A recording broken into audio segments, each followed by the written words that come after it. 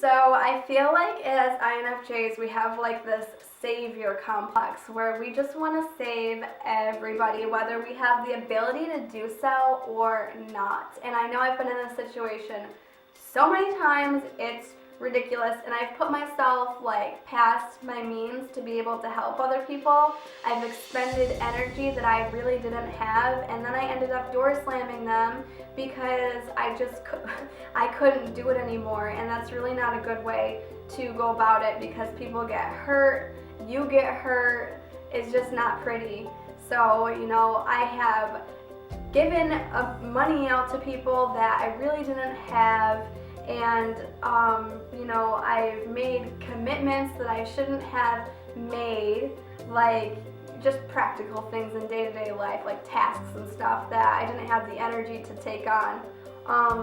And I have invested into people and their problems and not really had the energy to be able to do that, So like we want to save everybody, we want to help everybody, but we don't always have the ability to do that.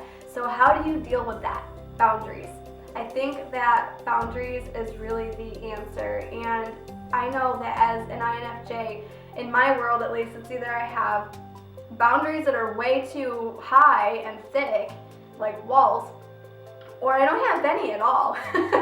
It's like one extreme or the other, and it's really been, for me, it's been worse when I don't have any boundaries at all, because like I said, I'll just expend myself so much that I have nothing left, and then I end up door slamming the person and hurting people all the way around me. So I really think that the answer to this is having boundaries and thinking about things logically, like take a step back and don't get in your emotions. And that's also another problem that I've had in the past, is really getting in my emotions and being feeling driven and emotion driven, letting my empathy just like overwhelm me. It's like, if I don't do something, nobody else is going to do something for this person, is the underlying thought that I always have. So that's why I would do things that I probably should not have committed to.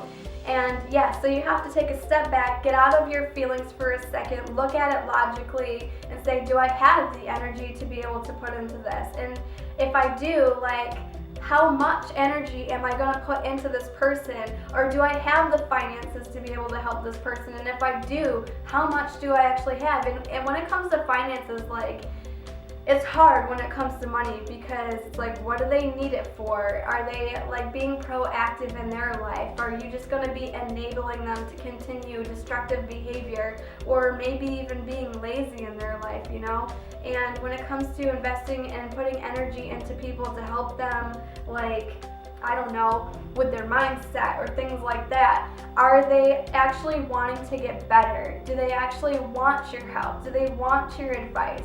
Or do they just want to complain to you, So you have to think of all of those things, and you have to set clear boundaries. And I have this like compulsion when somebody messages me on my phone, I have like this compulsion to like get back to them immediately, because I just think it's rude when you don't. And I know in the past I've gotten mad at people who like don't respond back to me, and I've kind of outgrown that, and I think it's silly now, because ever since I started my business, I'm communicating with so many people all the time, and it's like it's almost selfish to be like, I need to come first before all of your other life tasks, so you need to like reply to me first before anything else. And I didn't realize that I was being like that selfish and childish, but now I know better, because like I communicate with people all the time now, and I'm always talking to people, and I can't get back to people right away. And it's not that I don't care or that they're not important, it's just that I literally physically can't do it. So I know that people aren't being rude now, and they also probably have their boundaries, and I've also made myself able to have boundaries with that as well. So like, I don't have to reply back to people right away, because I talk to a lot of people on the internet, is why I say that. And people, sometimes they want your attention like right now. And you just have to make clear boundaries, because people will waste your time. They'll eat up your time, they'll take advantage of you, and they do it to us because we're kind and we have that empathy. And it's sad to say that people do take advantage of it, and I have been taken advantage of really, really bad in the past, to the point where it's almost ruined my life. So I have had to learn how to have better boundaries with people, and also trusting in my gut when somebody's up to no good, to not ignore that feeling, because I've had that feeling before and I've ignored it, and when I shouldn't have, and it was exactly what I felt that it was. It was not good news, and it ended up playing out as not good news. But I wasn't in a place where I was able to, I could feel it and I could hear it in my mind, but I was like, nah, I want to see the best in this person. They couldn't possibly do that or act like that or take advantage of me. So I was looking for the best in that person, and they ended up taking advantage of me in numerous different occasions.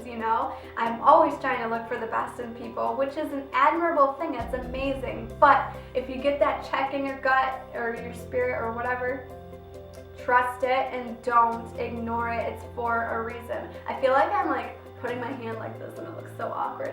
It's like, is your wrist broken? Anyways, yeah, so that's what I have to say about the savior complex, is you just can't save everybody, and it's really not your job to save everybody.